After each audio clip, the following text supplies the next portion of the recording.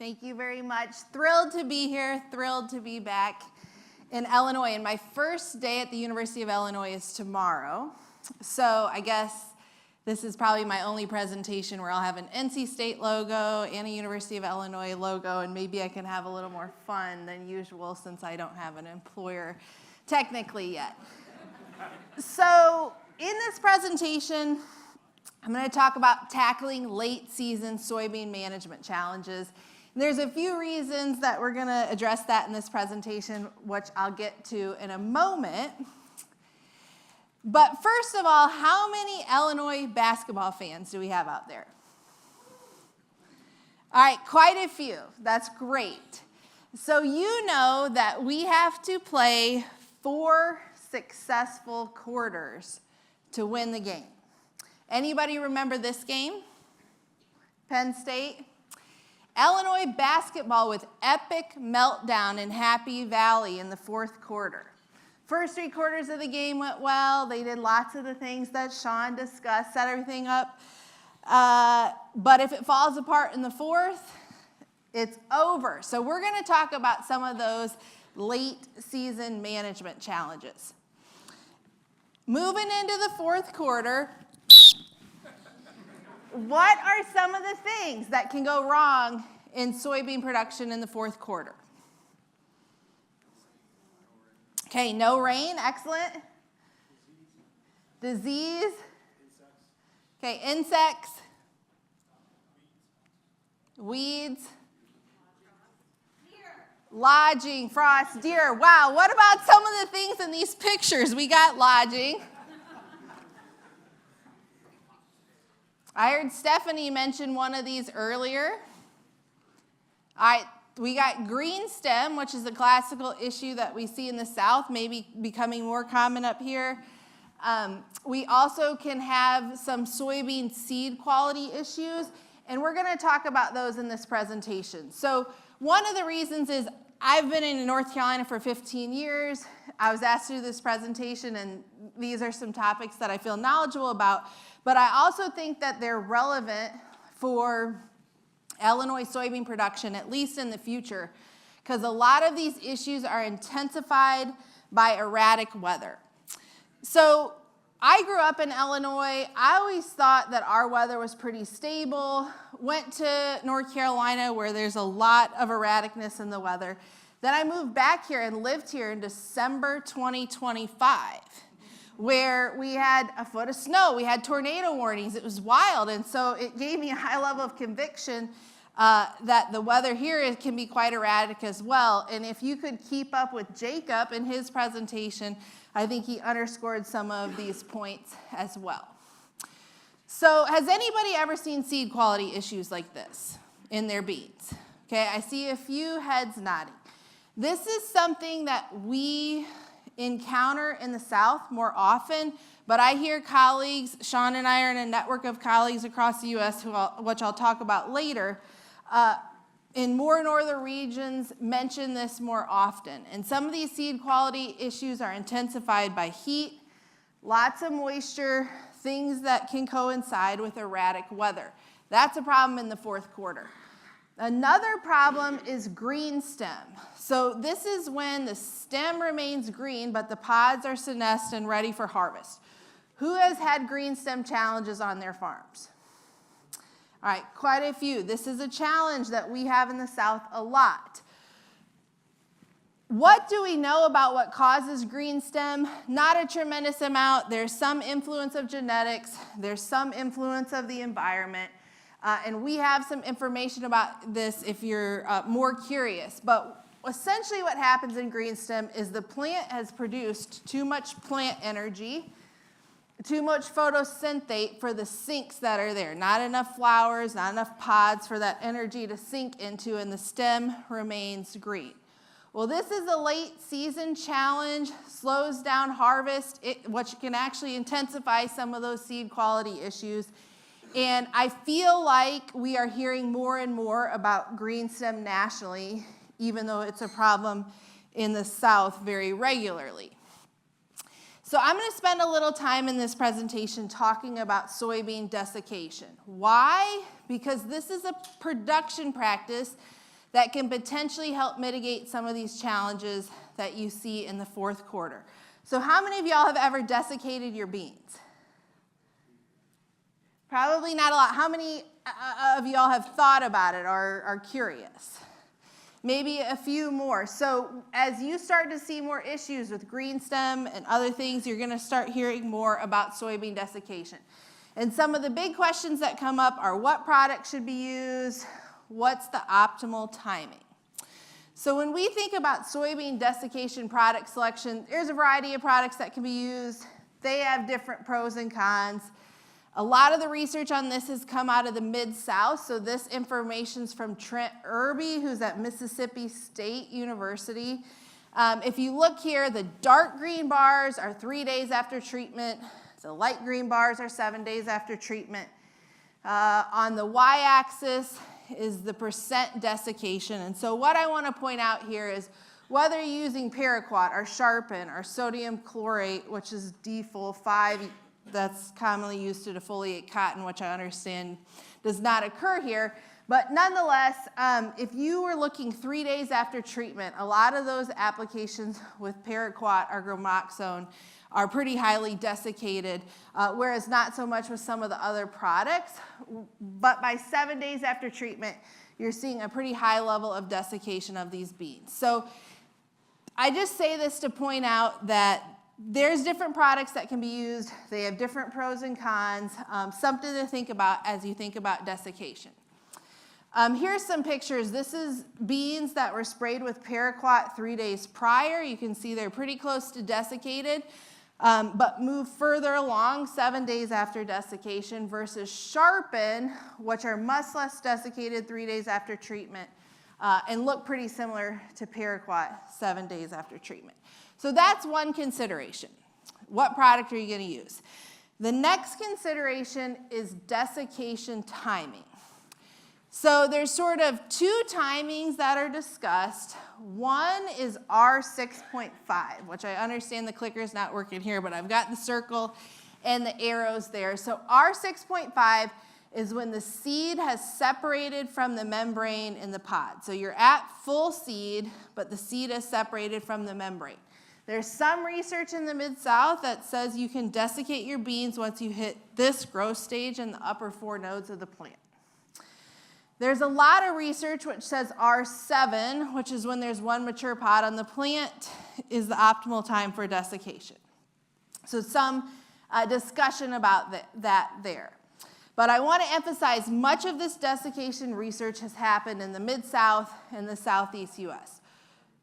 Growers in your region are asking more questions about this. Even in Wisconsin, some of this research was led and driven out of Wisconsin, and they had questions about desiccation. So we wanted to do this research in a different national way. So to stay on the sports theme here, I would like you to look at these pictures. These are some classic land-grant matchups. We got Purdue versus University of Illinois, Michigan State versus University of Illinois, Ohio State versus University of Illinois. When you look at these land grants and these pictures, what are you thinking about these land grants as? I hate Ohio State. You said the first thing, Okay, I like that because you're thinking about them as competitors. You probably hate them because, okay, maybe not. But you're thinking about them as competitors. But what if we thought about these land-grant institutions working together alongside our state-level soybean boards like the Illinois Soybean Producers Association and the United Soybean Board to deliver value back to U.S. soybean farmers? That is what Science for Success is. We are a group of researchers at land-grant institutions across the U.S. who collaboratively deliver best management practices to U.S. soybean farmers. How do we do that? We do coordinated research. One of the topics is on desiccation, which I'm going to cover in a moment. We leverage our local knowledge for a national impact. One of the examples of this is somewhat recently, a couple years ago, put our data together and provided that to the Risk Management Agency, which ultimately got the replant coverage dates for soybeans moved earlier in some states because they had the data from the experts that they needed to make those types of decisions. And finally, we have communications resources through the support of the United Soybean Board to amplify this research-based information for more broad national impact. So I'm going to talk about 2 examples of the coordinated research today. First, let's talk about harvest aids or desiccants. I again want to underscore, maybe this is not something you're thinking about right now, but with the erraticness of the weather, what we see in the mid-south, what we see in the southeast of the things that would incentivize us to think about this, these types of weather patterns are moving around, and so it may be a consideration for you at some point. This study had a lot of states participate, but it was led by Sean Conley and his program at the University of Wisconsin-Madison. So we've talked about this. Extreme weather events are occurring. That can affect yield. That can affect seed quality. We especially see challenges for this in the South with hurricanes. Although I will say, do y'all remember Hurricane Helene in 2024? That affected about 12 or 15 states, including Illinois, so it's not just impact, and not all positively, not just impacts in the southern region. Excessive heat and humidity cause issues. Here, there could be frost issues, uneven soybean maturity. All of those things can lead to some of these aforementioned challenges. I think another reason people might consider desiccants is simply there's a lot going on in the fall. And so what could an earlier harvest mean for you planting fall cover crops, wheat potentially, other things that you have going on in the fall with nutrient applications and land prep. Those are reasons that individuals are interested in this topic. So instead of doing research in 1 or 2 states looking at this, that's very common, Mississippi, Louisiana, North Carolina, the Science for Success team, which is national, looked at the value of soybean desiccation all across the United States. And we had 13 states participate, so 19 sites where we were looking at desiccation. We looked at a couple different planting dates, some different maturity groups, and we looked at different desiccation timing. So we had a non-treated control. We compared that to R6.5, which again is when the seed has separated from the membrane and the upper nodes on the plant. And we looked at the R7 desiccation timing, 1 mature pod on the main stem. The product that we used was D-Full-5 or sodium chlorate. This would be $10 to $15 per acre to make this application. With the surfactant, depending on what your application situation is. A big benefit of sodium chlorate is that it has a 0-day pre-harvest interval, which is a big benefit when you're trying to follow the label and get accelerated harvest. And here's some things that we found in that study. So from a harvest, I asked Sean to stay and help me answer these questions. I'm just getting bad, but there he goes. So we broke out our results by the north and south region. What we found when we applied these products in the northern regions is they accelerated harvest by 3 to 4 days. If you have a hurricane coming, that can matter. In the south, it was by 15 days. So that's quite an acceleration of harvest from the use of these products. I don't know. I should have oriented you to the graph, but here we go. I think a big finding out of this study that would probably get the growers that I served in North Carolina most excited is that when we looked at using these products across the nation, they reduced green stem 50% of the time. There's not much you can do about green stem when it's there. And so if you were aware of a production practice that could help mitigate that issue in a difficult fall, I think that's a big finding out of these studies. From the yield perspective, I'll show you some Illinois data. This Giovanni Preza-Fontes at the University of Illinois, professor in crop sciences, did this work in Illinois, and we did it in 13 other states as well.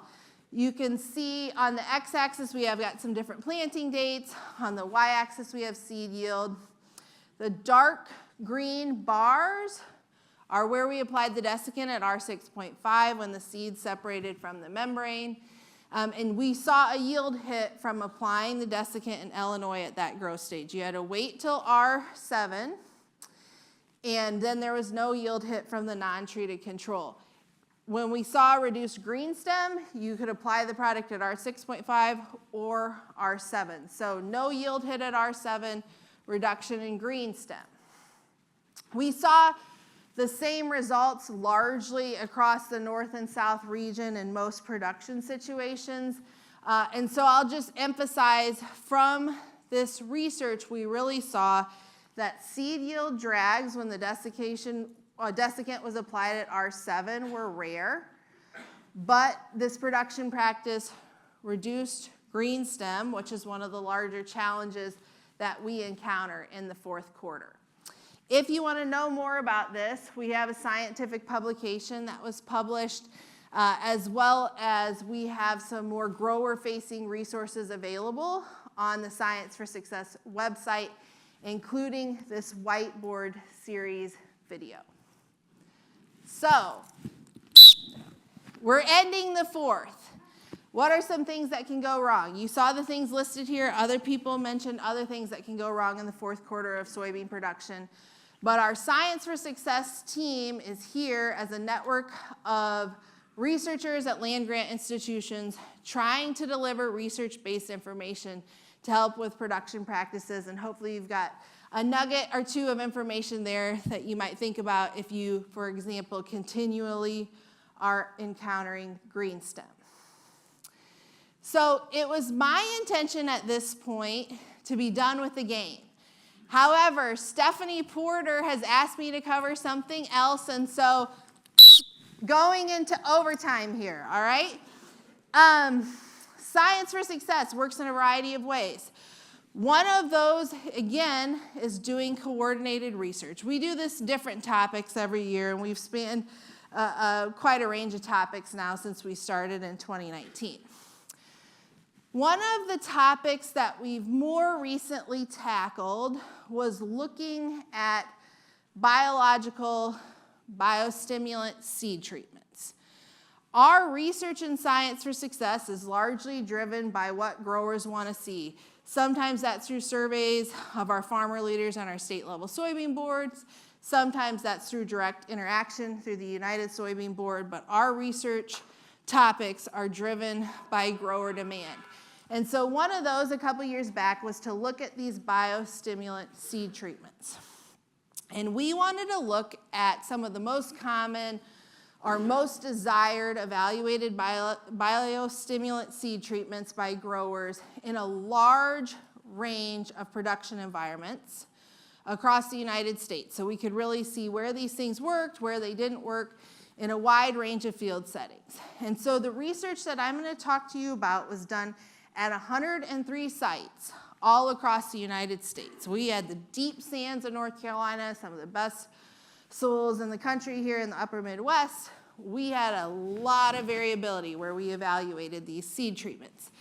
This research was led by Ohio State University, Laura Lindsay and her team. So we did this over 2 years. In the first year, we looked at 7 biostimulants seed treatments versus a control. In the second year, it was 9 biostimulant seed treatments. How did we identify these? Well, there's a very large amount of these products that are commercially available, so we can't possibly evaluate all of them.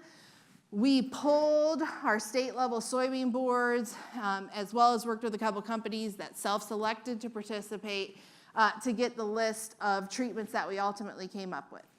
And we applied these biostimulant seed treatments on varieties that were regularly grown across these states with a fungicide and insecticide seed treatment, because many of our growers are using that as a standard production practice, and the products we use were said to be compatible with these treated seed.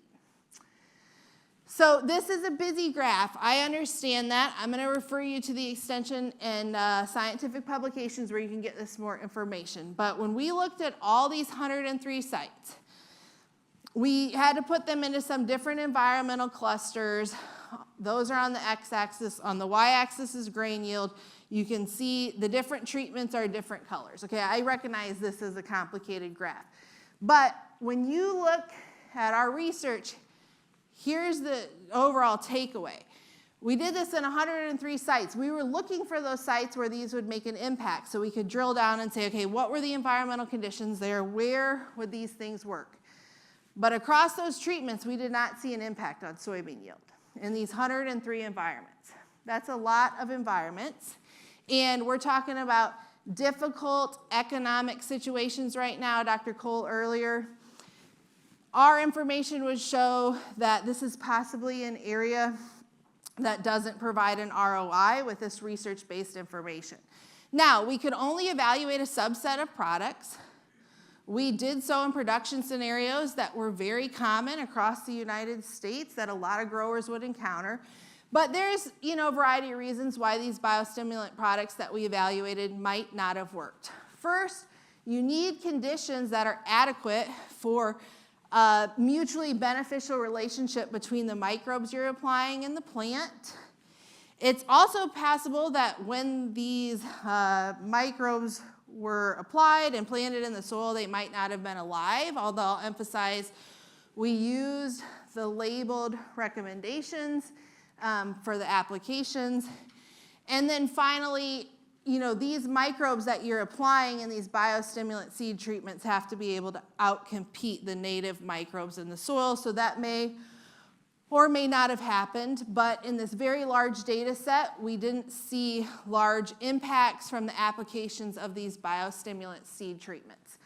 If you want more information on that, you can get that on the Science for Success website in the scientific publication. And to finally conclude this presentation, okay, we're over, game's over, Illini won. How many of y'all watched this game on Sunday? Okay, excellent game, 4 strong quarters. That's what we want to see in our soybean production. We want to use the research-based information that Sean talked about from early in the first all the way through a successful 4th quarter. And with that, I'm excited to be back in Illinois and would love to take any questions or feedback.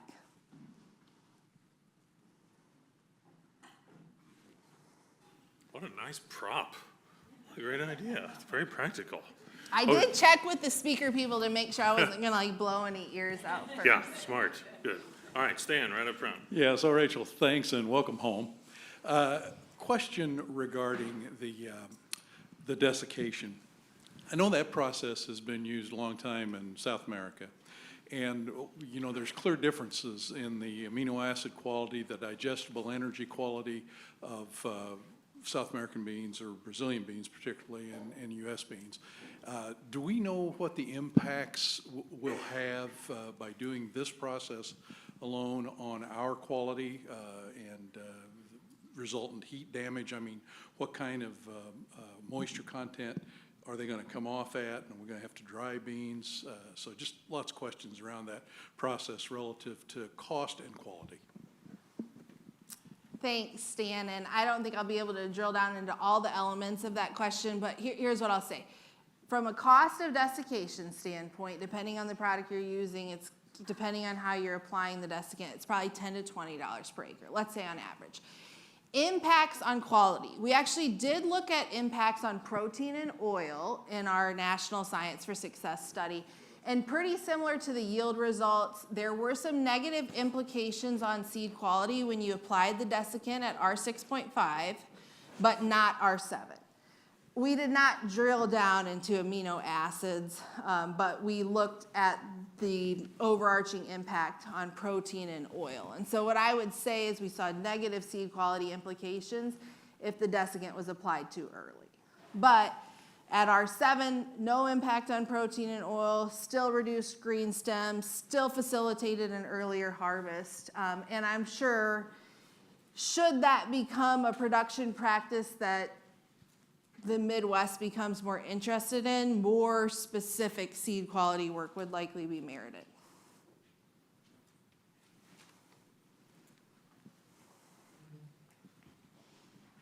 You want to do this one real quick? Okay, yeah, let's do here first. Rachel, in your seed treatment study, the untreated check was treated with a fungicide and insecticide, correct? I just wanted to clarify. Yes, it was. Yeah, awesome, thanks. So kind of going along with that first question, but with germ, if you think that it would impact germ. I would say that I cannot answer that question to the best of my ability, but I'm quite confident that if you did apply it too early, it might have some negative implications. And here's what I'll say. Our seed producers in the South, where desiccation is very common, have pretty strict, I would say, guidelines that they're supposed to follow. Usually those involve planting later. To try to avoid some of those seed quality issues you saw. So on our seed beans, I would say desiccation is less common than our general crop early planted beans. Smart crowd, isn't it? Anybody else? Thank you very much.